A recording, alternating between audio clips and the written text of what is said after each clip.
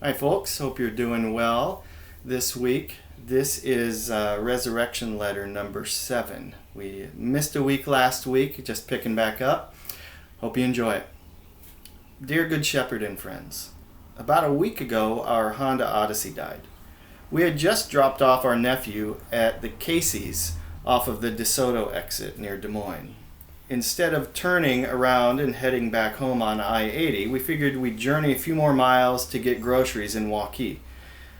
I took the earlier Waukee exit, which takes you through old downtown Waukee, rather than the faster route, which would have been the next exit down the road, which would have taken us right to the Hy-Vee. Well, our car died at a stop sign in the middle of old downtown Waukee. We were able to push it a block or so to a bank parking lot to get it off the road. As we did that, a wonderful person pulled up and asked if we needed a jump. Of course, we happily said yes, but we had no jumper cables. Turns out, however, we were a block away from the local hardware store. So we walked down the street, got jumper cables, came back, got the car running. But the car was still not running well. There was something more going on. I suspected at that point that it was the alternator. But it was Sunday afternoon. There were no auto places open. This is our only car, and we weren't going to make it back to Adair for sure in the shape that it was in. It just happened, however, that we have very good friends who are temporarily living with their parents in Waukee, and they were less than a mile from where we were at the time. We somehow got the car to keep running and to make it to their house, where it promptly died again once we pulled it into their driveway.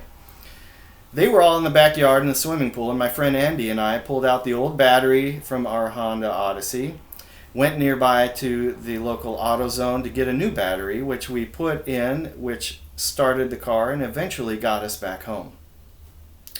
While this ordeal was not what we had planned for our Sunday afternoon, several things worked out just right for us to not be stranded somewhere on I-80 in the middle of the heat of the day. We were able to actually make it back home. First of all, if we did not decide to get groceries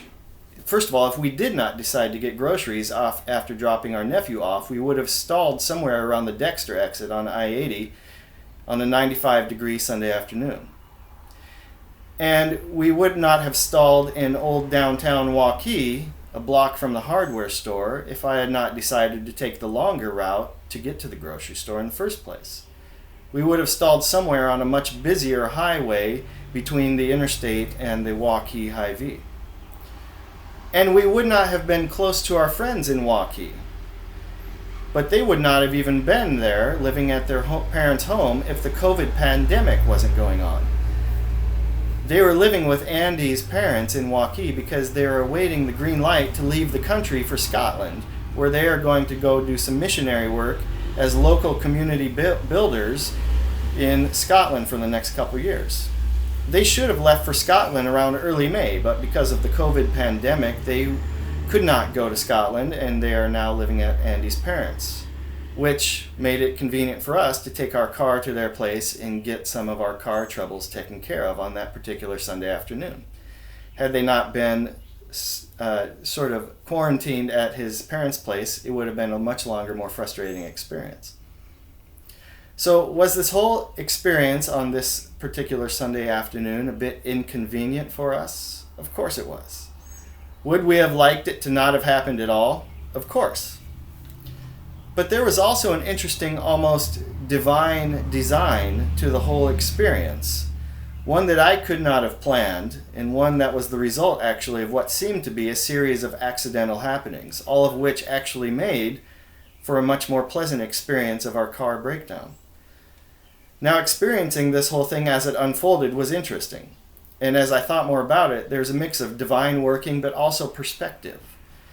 I could have just been angry the whole time, upset that our car broke down in the middle of a Sunday afternoon.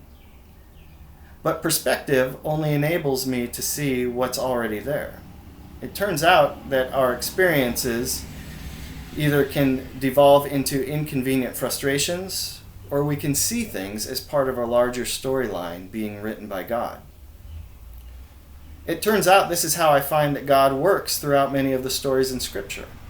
God is often taking what seems to be random events and happenings And he turns them into occasions for people to see God at work, to see God putting together what otherwise is a mess.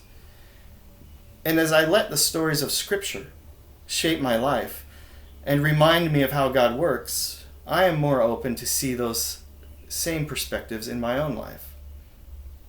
We were encouraged by the young woman who helped jump our car. She reminded us of the Good Samaritan in the Gospel of Luke, who helped another person broken down and stranded on the side of an old Palestinian road.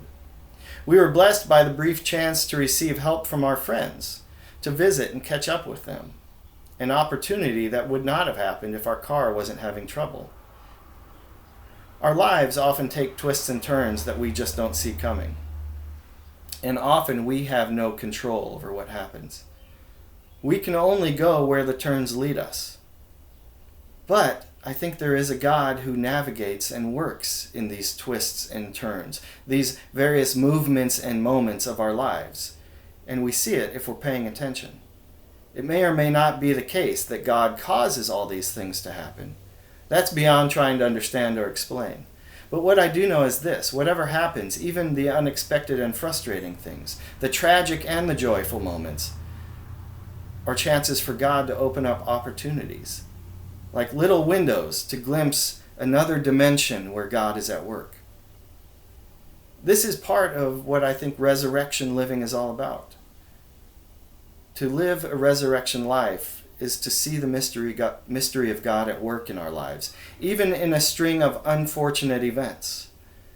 Because of the resurrection, we open our eyes to the possibility that new life is always happening. It might not always look the way we imagine, but God is always giving us new eyes to see. And it might not always result in our lives being better, whatever that means. What I do know is this: God is always working things out for us so that we can be written into His story, so that we can entrust our lives to Him more and more, so that we can live every day in the story of His hope and grace. And this, I think, is the greatest good of all. In Defiant Hope, Pastor Kyle.